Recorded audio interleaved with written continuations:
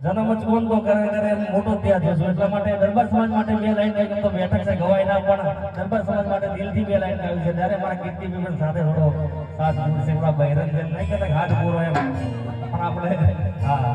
હું